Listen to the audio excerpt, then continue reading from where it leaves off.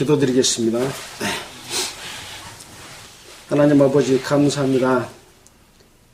우주 만물을 창조하시고 우리 인류의 역사를 이끌어 가시는 능력 많으신 아버지 하나님께 영광과 찬송을 돌립니다.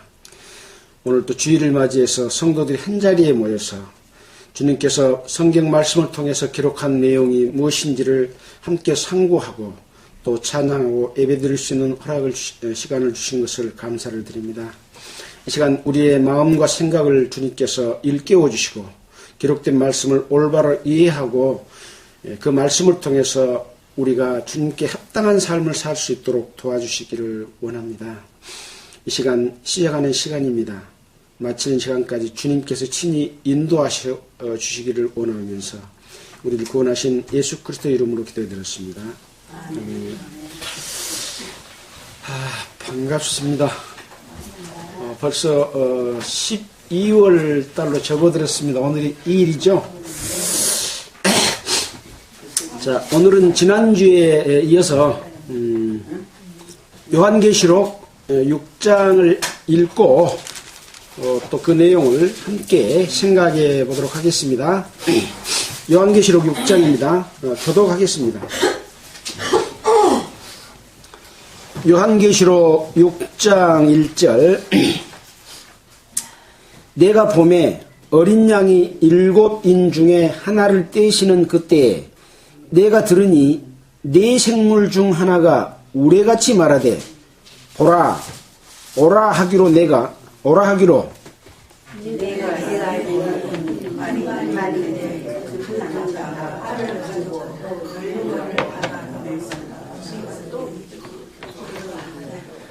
둘째 인을 떼실 때 내가 들으니 둘째 생물이 말하되 오라 하더니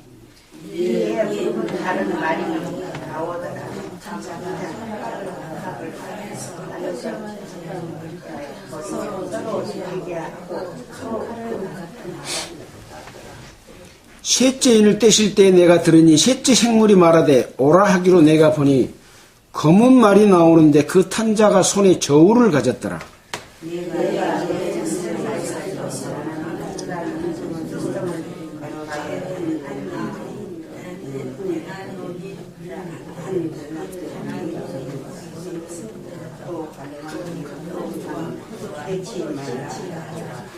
(7절입니다) 넷째 인을 떼실 때 내가 넷째 생물의 음성을 들으니 가로되 오라 하기로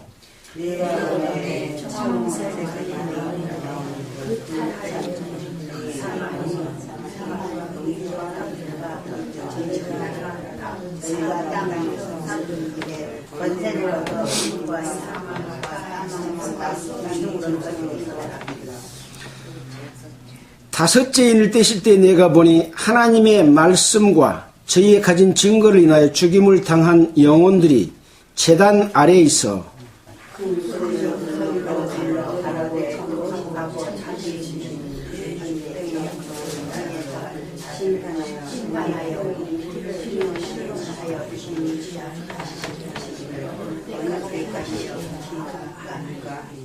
각각 저희에게 흰 두루마리를 주시며 가라사대 아직 잠시 동안 쉬되 저희 동무 종들과 형제들도 자기처럼 죽임을 받아 구수가 차기까지 하라 하시더라.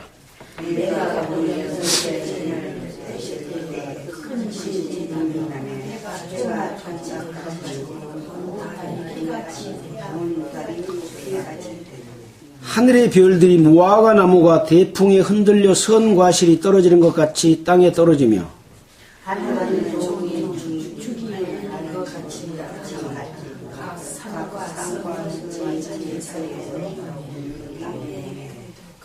땅의 임금들과 왕족들과 장군들과 부자들과 강한 자들과 각 종과 자주자가 굴과 산 바위 틈에 숨어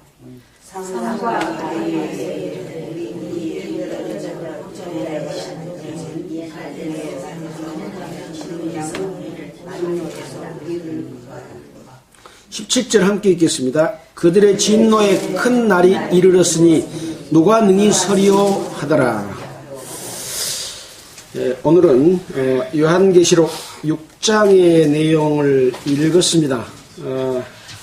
여러분 5장까지 내용을 기억하십니까? 다 기억하시지는 못하겠죠. 이 요한계시록은 예수님께서 요한에게 앞으로 되어질 일들에 관한 계시를 해주신 내용입니다. 그래서 요한이에게 계시해준 내용을, 계시란 말은 10개자 보일 시자라 그랬죠. 열어서 보여주신 말씀을 요한이 증거한 내용을 이 책에 기록해서 지금 전해지고 있습니다. 그래서 7교회에 먼저 보내는 말씀들이 있었습니다. 그 7교회에 보내는 말씀들은 그 교회의 상태가 어떤 것이 잘 됐고 어떤 것이 잘못된지를 일러줌으로써 그 잘못된 것을 돌이켜 하나님께서 주시고자 하는 그 영광과 기업 가운데 참여할 수 있도록 하고 하나님께서 벌하시는 내용에 들어가지 않도록 하기 위한 그런 내용으로서 7교회마다 각기 다른 특징들을 가지고 말씀을 해 주셨습니다. 7교회는 예수님 이후로부터, 예수님 당시부터 지금까지 있었던 교회의 역사 전체를 말하는 내용이고 또 시대별로 이것을 구분하기도 하지만 그보다 중요한 것은 우리 입장에서 우리에게 어떤 교훈을 주는가. 에베소부터 다른 모든 교회가 우리에게 교훈을 주지 않습니까? 꼭 에베소는 에베소 교회만 주는 말씀은 아니다. 이렇게 생각했을 때 우리에게는 그 말씀이 정말로 예수님께서 마지막으로 우리에게 주시는 권고와 어떤 경고의 말씀이기도 한 거죠. 자, 그 이후에 하나님의 보좌를 보여주셨습니다. 하늘문이 열리고 그 보좌에 앉아있는 모습을 봤습니다. 그 보좌에 앉아있는 모습은 엄청난 광경을 보여주셨죠. 보좌에 앉았는데 그 앉으신 이의 모양이 벽옥 같고 홍보석 같고 무지개가 있어 보좌에 들렀는데 그 모양이 녹보석 같더라. 그리고 또 그 주위에 24장로들의 보좌가 있고 보좌들 위에 장로들이 흰옷을 입고 앉았고 보좌로부터 번개와 음성과 내성이 나고 또 7 등불이 켜있고 또 보좌 앞에 수정과 같은 유리바다가 있고 보좌 주위에 4 생물들이 있더라. 이런 내용을 봤습니다. 이 광경은 이 내용을 깊이 파고들어서 연결을 해보면 이 보좌에 앉으신 이의 옷차림이나 주변에 함께 있는 이런 자들로 봤을 때 어떤 심판을 준비한 심판의 보좌다라는 말씀을 드렸잖아요. 재판정에 가면 재판사가 판사복을 입고 있는 그런 형상과 같은 것이죠. 자, 그래서 이제 이 보좌에 앉은 이의 오른손에 책이 있는데 이 책은 지금과 같은 책이 아니고 두루마리 책입니다. 두루마리에 7인으로 봉해진 책에 관한 이야기가 5장에 나오게 됩니다. 그래서 이 책을 이제 떼시는 분이 바로 어린 양이신 예수 그리스도께서 인을 떼는데 인을 떼임으로 말미암아 이제 앞으로 다가올 심판의 광경이 펼쳐지게 됩니다. 자, 그래서 오늘 읽은 이 말씀이 바로 이제 심판에 관한 내용이 기록되어 있기 때문에 이 내용을 읽으면서 도대체 우리가 지금 읽었는데 어떤 내용인지 정말 어렵게 느끼지 않습니까? 한번 보겠습니다.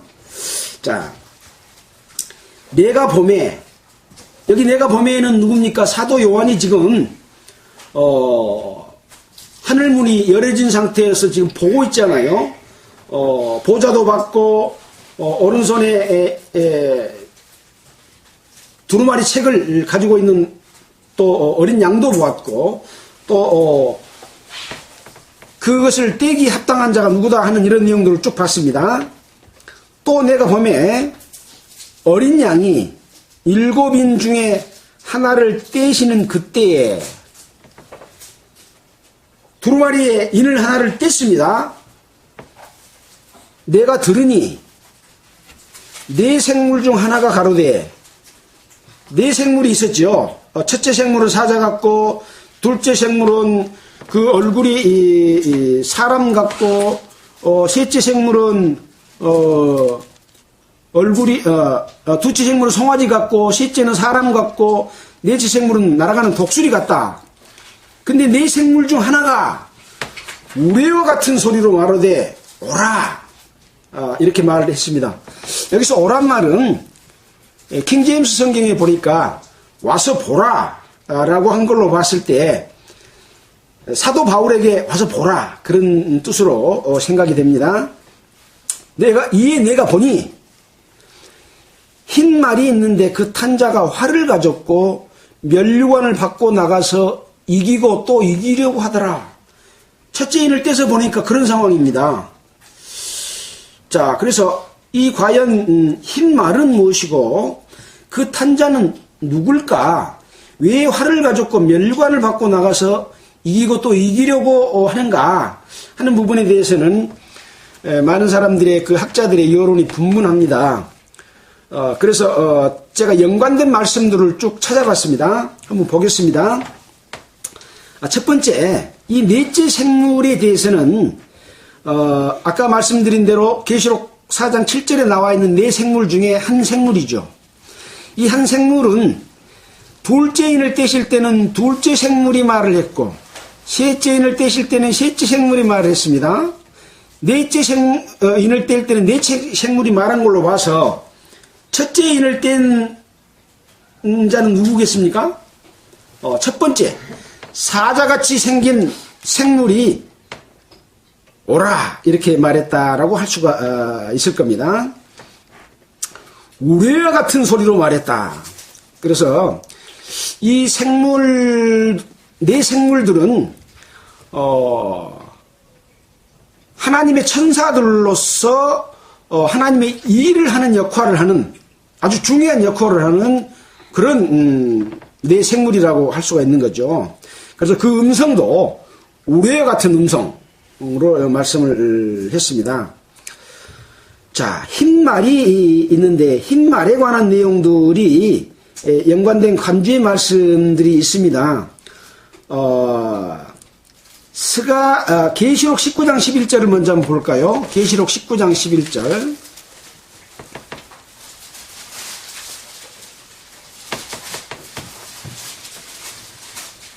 또 내가 하늘이 열린 것을 보니 보라, 백마와 탄자가 있으니 그 이름은 충신과 진실이라. 그가 공의로 심판하며 싸우더라.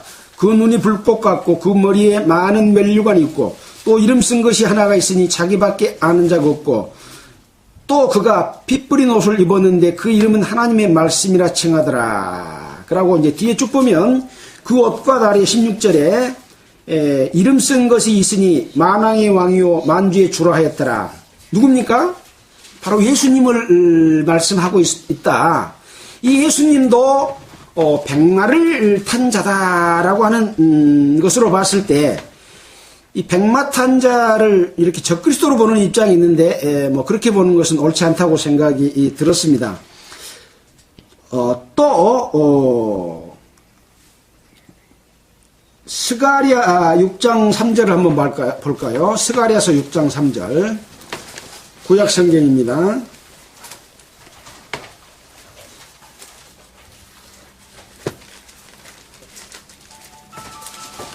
스가랴서 6장 3절을 보면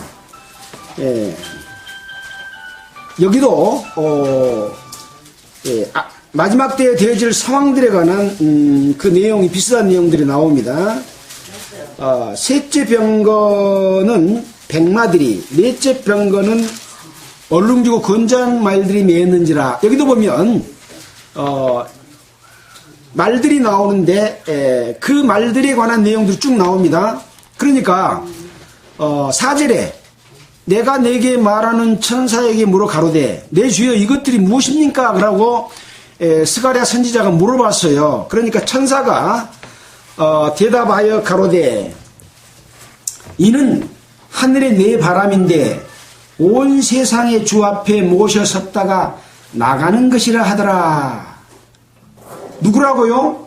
하늘이 내 바람인데 온 세상의 주 하나님 앞에 모셨다가 나가는 것이라. 그래서 이 말들은 바로 하나님의 일을 하기 위한 일로서 이제 그 말의 역할들이 뭐 남으로 가고 북으로 가고 그런 내용이 기록이 되어 있습니다. 그래서 7절에 보면 건장한 말은 나가서 땅에 두루 다니고자 하니 그가 이르되 너희는 여기서 나가 땅에 두루 다니라 하며 곧 땅에 두루 다니더라. 그래서 이 말들은 바로 하나님의 일을 하는 바람이다. 이렇게 이야기를 하고 있습니다. 또 히브리서 1장 7절에 보면 이런 말씀이 있습니다. 그의 천사들은 바람으로 그의 천사들을 바람으로 그 사역자들을 불꽃으로 삼으시느니라 라고 말씀하신 내용으로 봤을 때 이 말들은 하나님의 일을 하는 그런 일들을 하는 말이다 라고 하는 것을 알 수가 있습니다. 그래서 다시 요한계시록 6장에 들어와서 흰 말이 이제 그런 역할입니다. 그리고 그 탄자가 활을 가졌다. 그래서 여기 관주도 보면 하박국 3장 8절로 9절에는 여호와 주께서 말을 타시며 활을 꺼내시며 살을 발하셨나이다. 이런 내용이 나와 있습니다.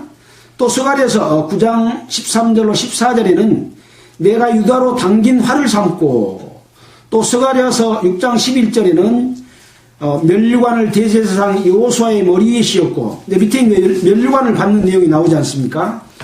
그래서 이런 내용으로 봤을 때 하나님의 일을 하는 흰 말을 탄 자가 활과 또 면류관을 받고 나가서 이기고 또 이기려고 하더라 라고 해서 이제 이 마지막 이 환난 때에 하나님의 일을 하는 어떤 말탄 흰말을 탄 사람이다 이렇게 보는 시각입니다. 그래서 이기고 이기려고 한다는 말은 이제 앞에 우리가 7교회 보낸 서신서 중에서 이기는 자에게는 반드시 나왔잖아요. 이기는 자에게는 흰 돌을 주고 또 이기는 자에게는 하나님이 영광스러운 면류관을 주고 이런 내용들이 쭉 나오지 않습니까? 또 이기는 자에게는 뭐 세마포로 주고 뭐 이런 내용들이 나왔기 때문에 바로 그 이기는 이김인 거죠. 자, 어찌됐든 한 인이 떼어졌습니다. 아주 짧게 언급이 되어 있습니다. 자, 둘째 인을 떼는 광경이 이제 3절에 나옵니다. 떼실 때 내가 들으니 둘째 생물이 말하되 오라. 둘째 생물은 어떤 생물입니까? 송아지 같이 생긴 생물이에요. 그래서 4장 7절에 그렇게 나와 있죠. 와서 보라 그 말입니다. 이에 붉은 다른 말이 나오더라. 그 탄자가 허락을 받아 이 땅에서 화평을 제하여버리고 서로 죽이게 하고 또 큰 칼을 받았더라. 그래서 그 탄자는 붉은 말을 탄 자인데 허락을 받아서 보좌에 앉으신 이로부터 허락을 받아서 또 인을 떼신 자로부터 허락을 받아서 땅에서 화평을 제하여버린다. 또 서로 죽이게 하고 큰 칼도 주었더라 라는 걸로 봤을 때 이 땅에 전쟁이 일어나서 많은 사람을 죽이게 하는 그런 광경을 지금 보여주고 있습니다. 그래서 여기에 연관된 말씀으로는 마태복음 10장 34절에 내가 화평을 주러 온 것이 아니라 검을 주러 왔다 라고 하는 말씀은 육체적인 전쟁이 아니라 영적인 전쟁, 집안에 하나님이 예수 그리스도께서 오심으로 말미암아 믿는 자와 믿지 않는 자가 서로 원수가 될 것을 이야기하는 내용이 있잖아요. 그래서 어떤 사람들은 이것이 영적인 전쟁이다 그렇게 말하는 분도 있습니다. 자, 그래서 참고로 그렇게 관주로 제시가 됐고, 이것은 비슷한 내용으로 제시된 내용이고, 또 24장 6절로 7절에 마태복음에 난리와 난리 소문을 듣겠으나 삼가 두려워 말라 하면서 마지막에 일어날 전쟁의 상황들을 설명해 주고 있습니다. 이따 이 부분은 저 밑에 13절 14절 할 때 다시 한번 보도록 하겠습니다. 자, 두째 인도 지금 가볍게 떼어졌습니다. 어떤 상징적인 표현만 해주고 갔죠. 전쟁이라고 하는 상징적인 표현입니다. 셋째 인을 떼실 때에 내가 들으니 셋째 생물이 말하되 와서 보라 하기로 내가 보니 검은 말이 나오는데 그 탄자가 손에 저울을 가졌더라. 내가 여기 셋째 생물은 어떤 생물입니까? 얼굴이 사람같이 생긴 생물입니다. 마찬가지로 와서 보라 할 때 그 소리는 우리와 같은 목소리였겠죠. 자, 근데 그 탄자의 손에 저울을 가졌다고 했습니다. 내가 네 생물 사이로서 나는 듯한 음성을 들으니 가로되 한 데나리온에 밀 한 대요 한 데나리온에 보리 석 대로다 또 감람이와 포도주는 해치 말라 이렇게 소리가 들렸습니다. 자, 한 데나리온이면 얼마나 그랬습니까? 노동자의 하루 품삯. 예, 성인 노동자의 하루 품삯입니다. 지금으로 말한다면 10만원에서 15만원 이런 선이 되지 않겠습니까? 기술자 노임으로 하면 요즘엔 더 많습니다만은 한 데나리온 하루 품삯 가지고 밀 한 대 살 정도면 어떤 상황입니까? 아주 가난한 상황입니다. 헐벗고 굶주리는 그런 상황이죠. 하루 종일 일이 있는데 밀 한 대밖에 안 주니까요. 또 한 데나리온 하루 품삯이 보리석 대다. 아마 보리값이 더 싼가 봐요. 보리석 대다 이렇게 이야기를 하고 있습니다. 여기서 상징적으로 표현하는 내용은 뭐냐면 기근과 흉년이 될 것을 말하는 내용입니다. 이것이 바로 셋째 인을 뗐을 때 일어나는 상황입니다. 여기 보니까 또 감람류와 포도주는 해치 말라고 말을 했습니다. 감람류와 포도주는 어떤 상황의 사람들일까요? 또 다른 성경에 보면 기름과 포도주로 되어 있습니다. 그래서 우리가 기름은 어떤 것을 의미합니까? 예수님께서 기름 부음을 받으시고 제사장들이 기름 부음을 받으시고 또 어떤 직분을 줄 때 기름 부음을 주잖아요. 그래서 성령의 역사로서 어떤 일들을 하고 있는 그런 사람들이라고 생각하는 게 맞을 겁니다. 그래서 계시록 3장 10절에도 보면 내가 나의 인내의 말씀을 지켰은즉 내가 또한 너를 지켜 시험의 때를 면하게 하느니 이는 장차 온 세상에 임하여 땅에 거하는 자들을 시험할 때라.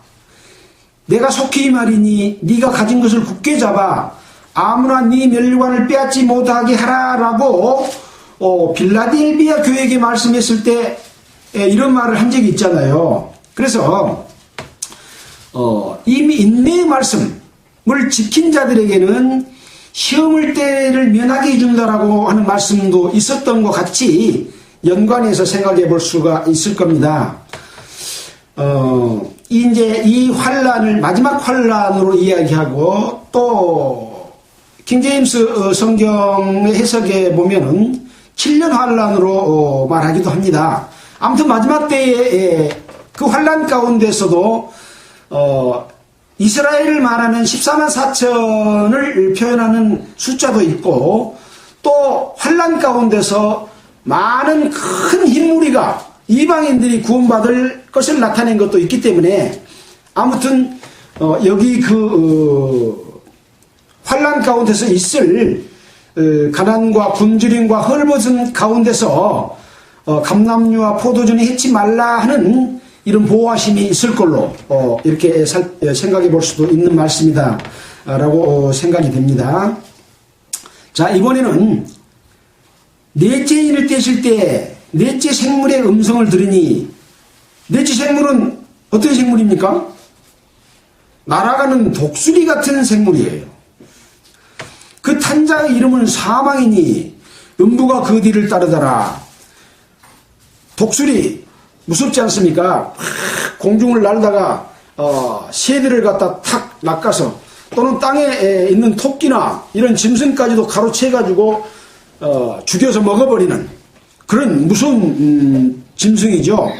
하늘에서 가장 위험 있는 새를 독수리로 상징을 합니다.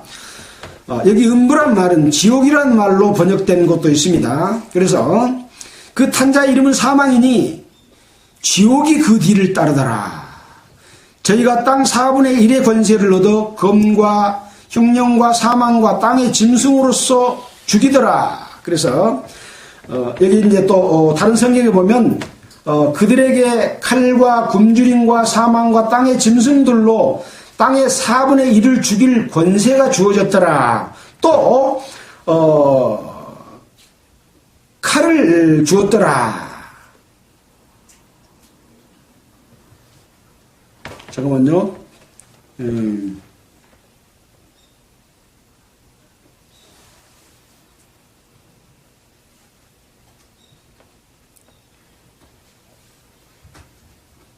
여기 칼을 줬던 말씀은 또 이쪽에 있나요? 자, 어쨌든 그들에게 칼과 굶주림과 사망과 땅의 짐승들로 4분의 1을 죽일 권세를 주었다, 이렇게 말하고 있습니다. 이 요한계시록의 내용은 지금 넷째 인을 뗄 때까지를 말씀을 드렸는데, 요한 때 이후로 되어질 일들이죠.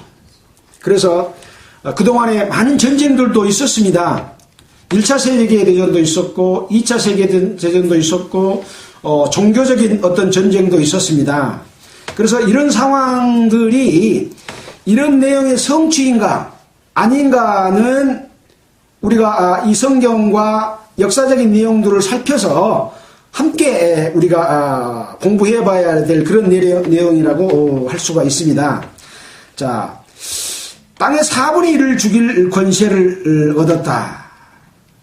그래서 지금 여기에 나타난 내용들은 7인을 떼는 데 있어서 어떤 일이 일어날 것인가에 관한 개요만 말씀을 하고 있습니다. 이 일들은 저 뒤에 이제 설명하는 또 그때의 실제 광경을 보여주는 내용들을 통해서 그것이 나타나 있습니다. 그래서 7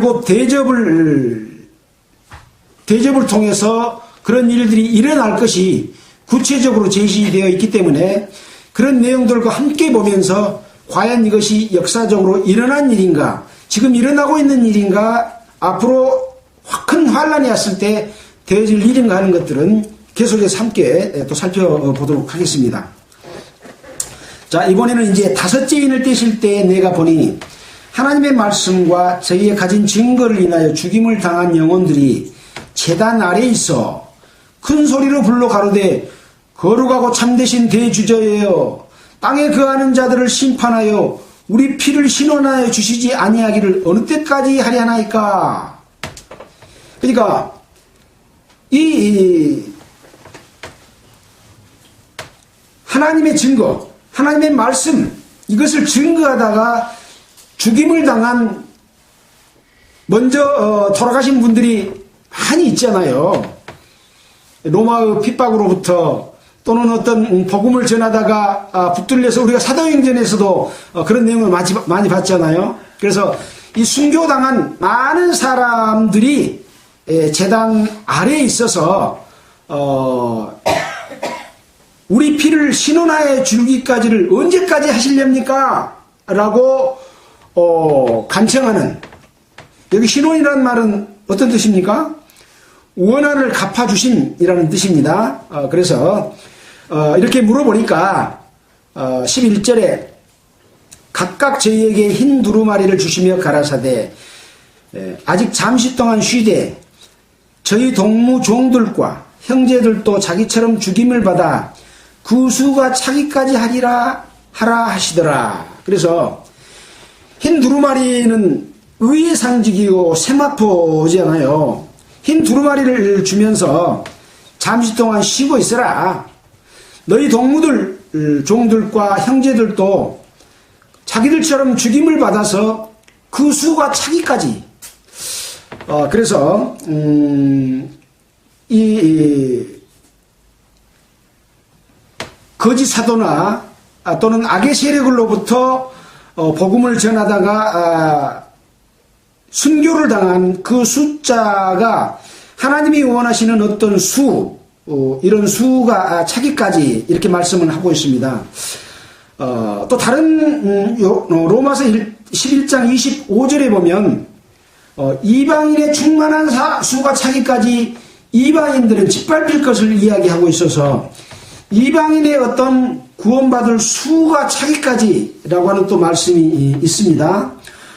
그래서 이 수가 찬다고 하는 것은 또 히브리서 11장 40절을 한번 볼까요? 히브리서 11장 40절.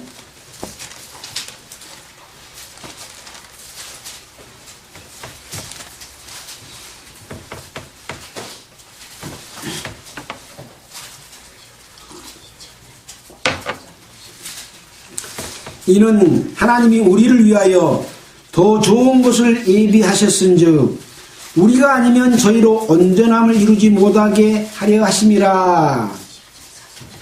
그 앞에 나와 있는 내용은 이제 먼저 복음을 전하다가 먼저 간 많은 선진들을 이야기하고 있습니다.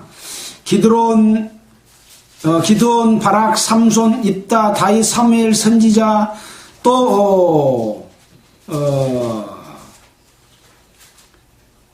여자들을 자기의 죽은 부활로 받기도 하며 어떤 이들은 더 좋은 부활을 얻고자 하여 악형을 받되 구차히 면치 아니하였으며 어떤 이들은 희롱과 채찍뿐만 아니라 결박과 옥에 갇히는 시험도 받았으며 돌로 치는 것과 톱으로 키우는 것과 시험과 칼에 죽는 것을 당하고 양과 염소의 가죽을 입고 유리하여 궁핍과 환난과 확대를 받았으니 이런 사람들이 다 믿음으로 말미암아 증거를 받았으나 약속을 받지는 못했다.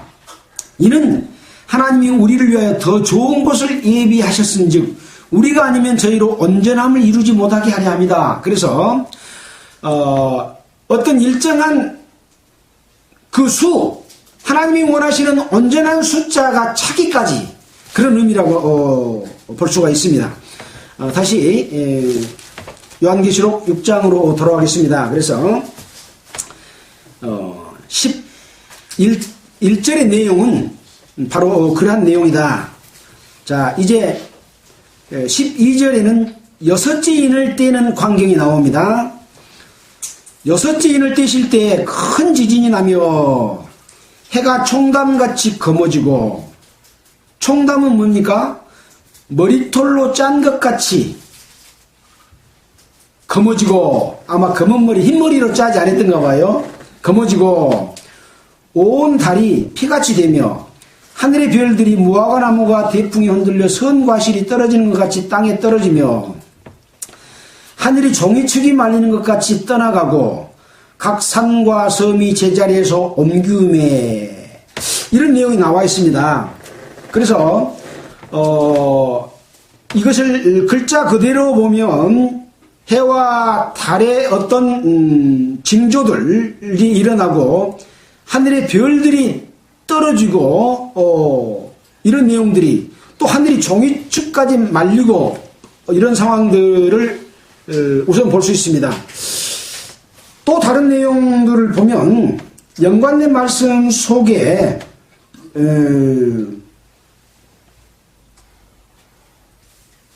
별들이 떨어지는 그런 모습 가운데는 어떤 한 인물, 한 사람, 어떤 역할을 하고 있는 그가 별이 떨어지고 이런 내용으로 이사야서랄지 이런 내용에 보면 그런 내용이 있어서 하늘의 별들이 천체적인 현상이냐 아니면 어떤 사람이나 역할을 맡은 자들이 떨어지는 것을 의미하는 것이냐 하는 부분도 참고로 우리가 염두에 두고 이 두 가지를 같이 생각해 볼 수 있겠다라고 하는 생각이 들었습니다. 우선은 실체적인 모습으로 보는 것이 더 먼저라고 생각이 됩니다. 자, 그 다음에 밑에 보면 산과 섬이 제자리에서 옮기움에 큰 지각 변동이 있을 것을 이야기하고 있는 거죠.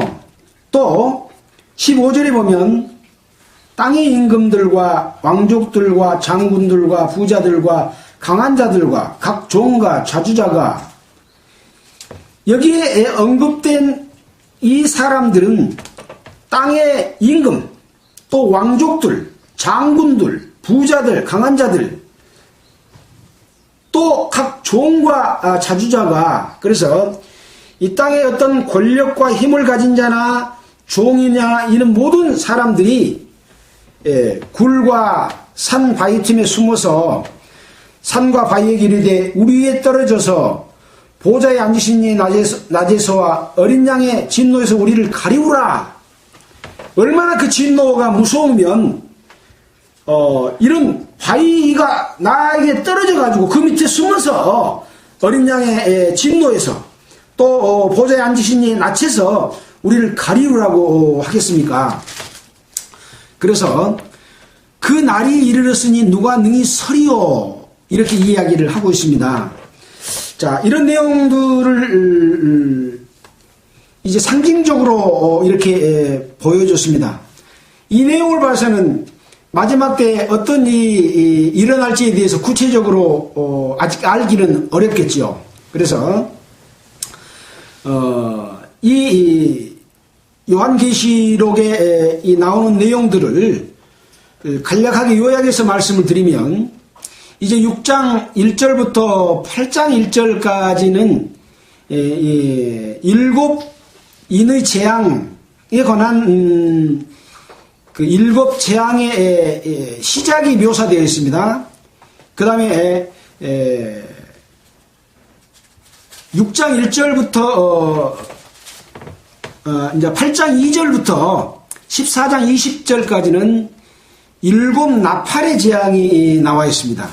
그 다음에는 또 15장부터 18장 24절까지는 일곱 대접의 재앙으로 이렇게 세 단락으로 나눠져 있습니다. 그래서 오늘 본 내용들은 어떤 앞에 개요 전체 부분을 이야기하고 있고, 그 세부적으로 들어간 재앙의 내용들은 일곱 나팔의 재앙과 일곱 대접의 재앙 속에서 어떤 일이 일어날 것에 대해서 구체적으로 세부적으로 설명이 되어 있다라고 하는 것을 보여주고 있습니다. 그래서 그렇지만 이 삼중환란은 모두 일곱 인에서부터, 오늘 때는 일곱 인에서부터 일곱 나팔로 일곱 대접의 재앙으로 점점 바뀌어 가고 있다라고 톰슨 성경이 해설에서 이렇게 설명을 하고 있습니다.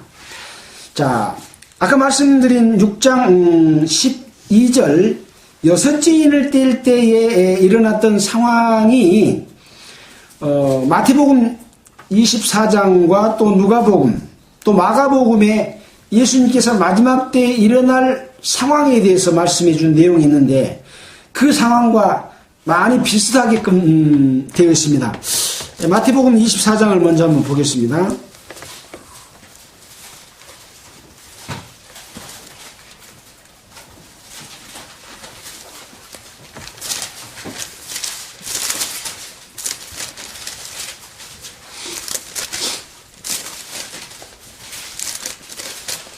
마태복음 24장에 보면은 예수님께서 이제 성전 앞에서 계실 때 아마 감람산인가에 앉아 있을 때일 겁니다. 그래서 제자들이 성전 건물을 보이고 성전 건물을 자랑스럽게 이야기를 했습니다. 그러니까 예수님이 돌 하나도 돌 위에 남지 않고 다 무너뜨릴 것이다 라는 말씀을 했어요. 그러니까 그런 일이 언제 있을 것입니까? 또 주님의 재림하심과 세상 끝에는 어떤 징조가 있겠습니까? 라고 예수님에게 물어봤을 때 마지막 상황, 그 마지막 때에 대한 이야기를 해준 내용이 기록이 되어 있습니다.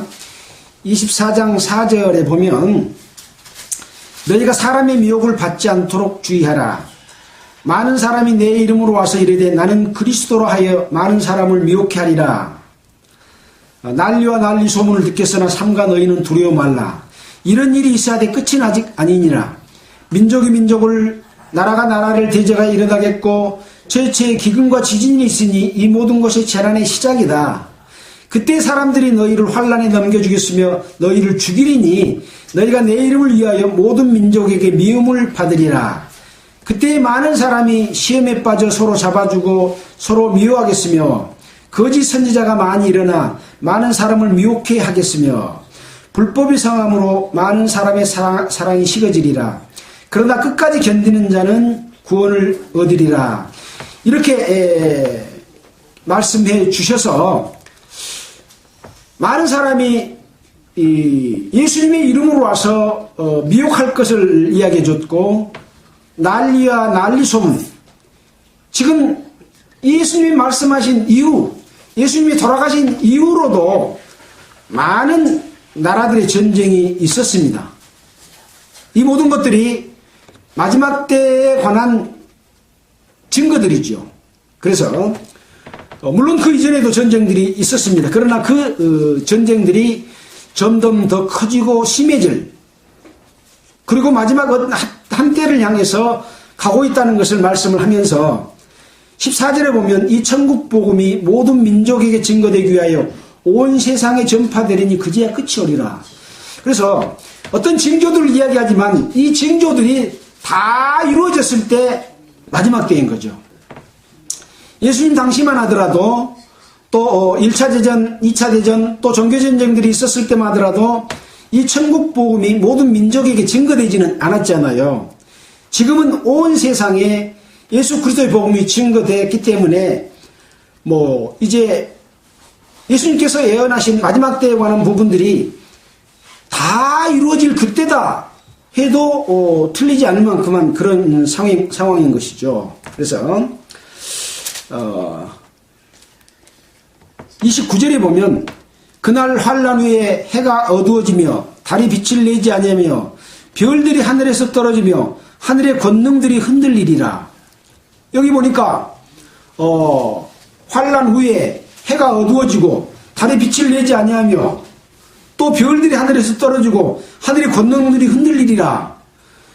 환란 후에 거의 마지막 때 이루어질 상황에 관해서 아까 요한계시록 6장 12절 6째 인을 뗄 때 상황이 같은 상황이잖아요. 그래서 아주 뒤에 일어날 그런 예수님의 재림 때, 인자의 오심 때 일어날 상황들과 이것이 겹쳐져 있는 내용이라고 이렇게 생각이 듭니다.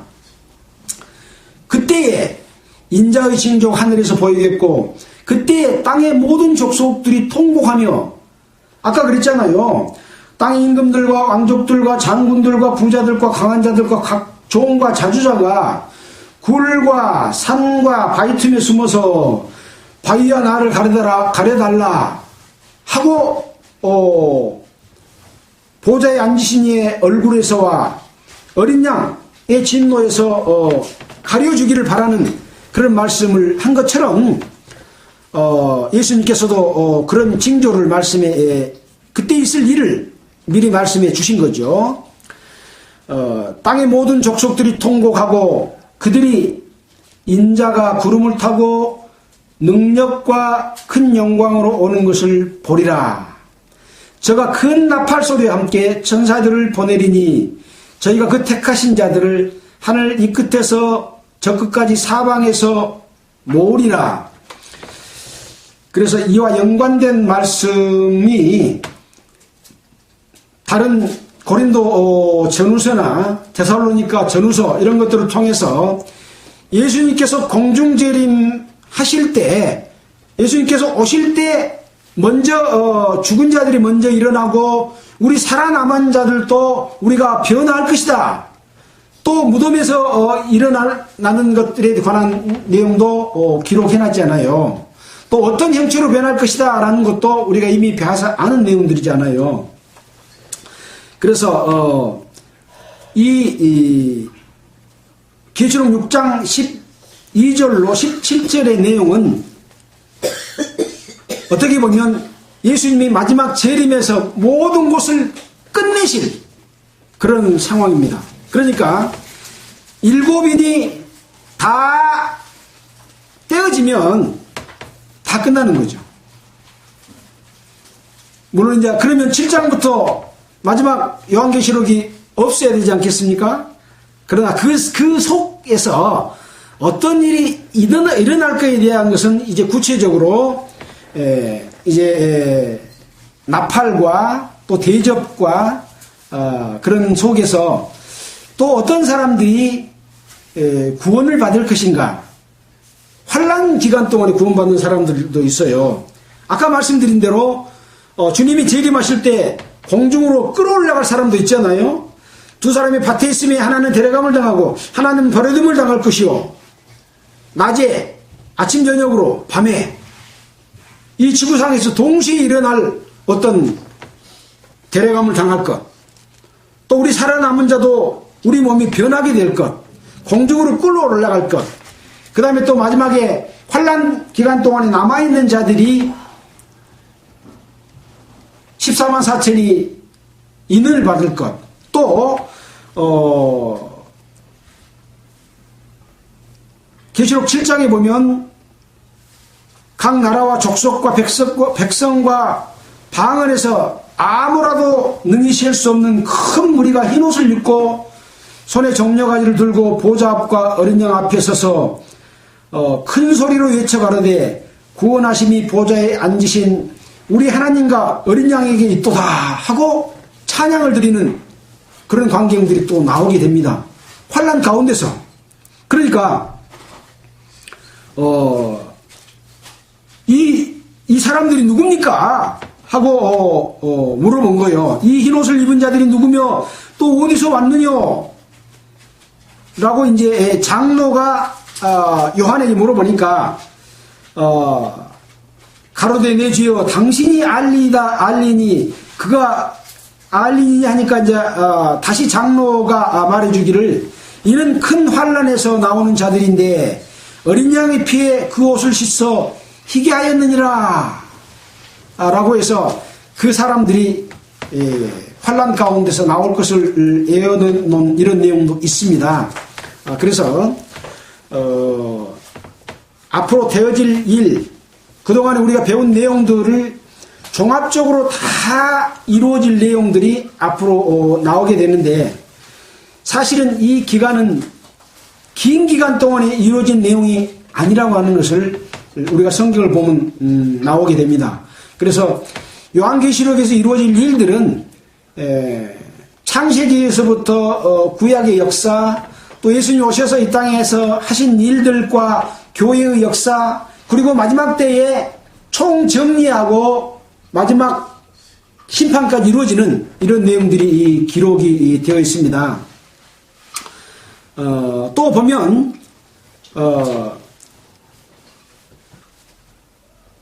지금까지 없었고 앞으로 또 다시 이런 일이 없을 마지막이라고 하는 말씀이 또 기록이 되어 있어서 그동안에 많은 전쟁들과 환란들이 있었지만 마지막 때의 상황은 분명히 한번 있을 것을 말씀해 준다는 것들을 여러 성경을 찾아보면서 그것을 알 수가 있었습니다.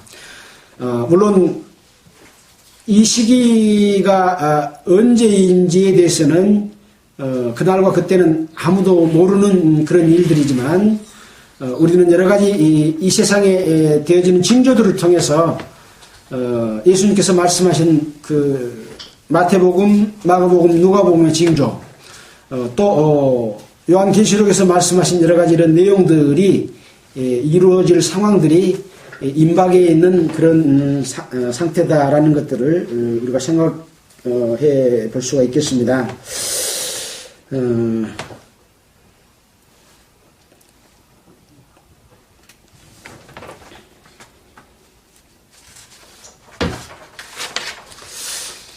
자, 오늘 말씀은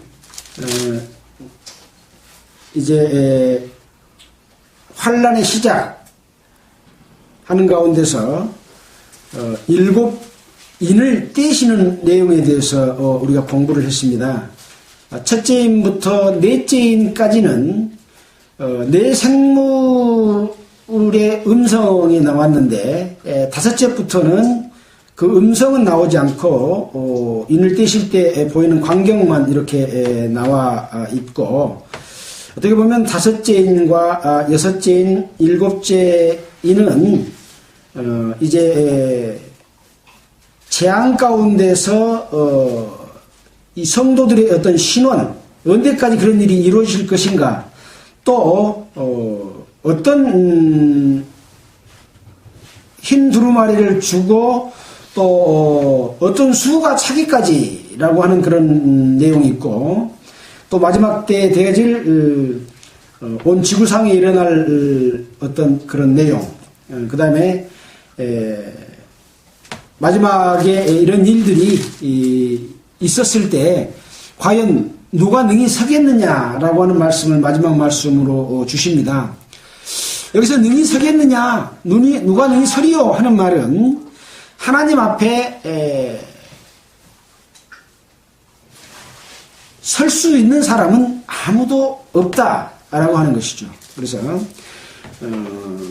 인류의 역사를 끌어오시는 하나님과 그 하나님을 도전했던 에덴 동산에서 사랑의 짝으로 만든 사람을 미혹시켰던 그 사탄의 영과 하나님의 영 사이에서 우리 사람들이 어떻게 하나님의 은혜를 믿고 우리가 구원을 얻을 것이고, 그 미혹했던 마귀가 어떻게 심판을 받을 것인가에 관한 내용이고, 그 다음에는 우리에게 새 하늘과 새 땅을 주어서 하나님의 영광, 우주 만물을 창조하시고 사람을 창조하신 목적이 성취되는 일까지가 기록이 되어 있는 내용이기 때문에 여러분도 함께 요한계시록 공부하면서 이 내용의 깊은 내용들을 더욱더 올바르게 깨달았으면 좋겠다, 그런 말씀을 드리면서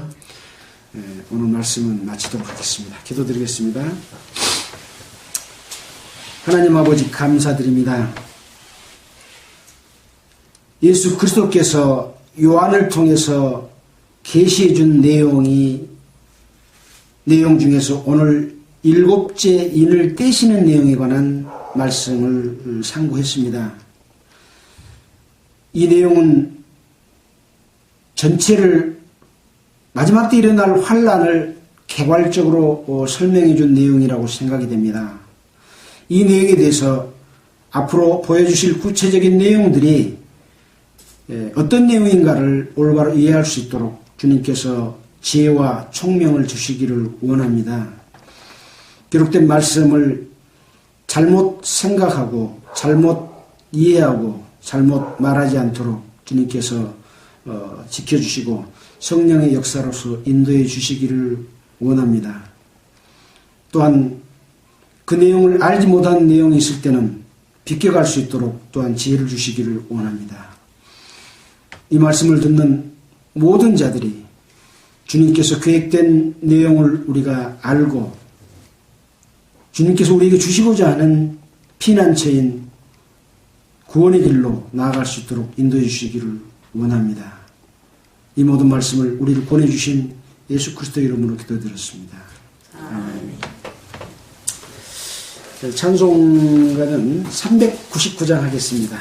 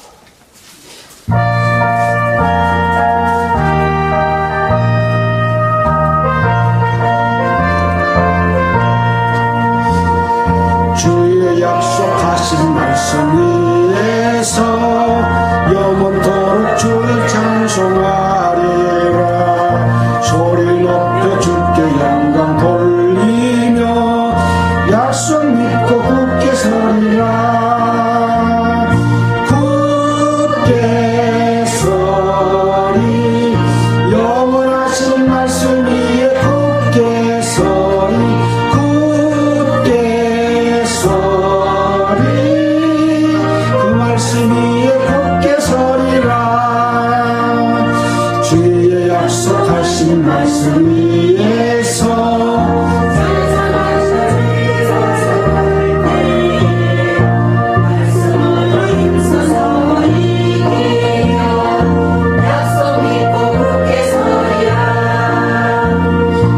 굳게 서리 영원하신 말씀 위에 굳게 서리 굳게 서리 그 말씀 위에 굳게 서리라 주의 약속하신 말씀 위에서 영원하신 주의 사랑이 믿고 성령으로 힘써 이기며 약속 믿고 굳게 서리라 굳게 서리 영원하신 말씀 위에 굳게 서리 굳게 서리 그 말씀 위에 굳게 서리라 주의 약속하신 말씀 위에서 하는 대로 행하며 주님 품에 항상 안식 얻으며 약속 믿고 굳게 서리라 굳게 서리 영원하신 말씀 위에 굳게 서리 굳게 서리 그 말씀 위에 굳게 서리라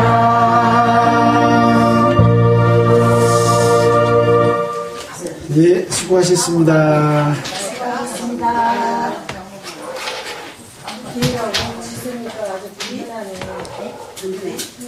내가 저렇게 힘차게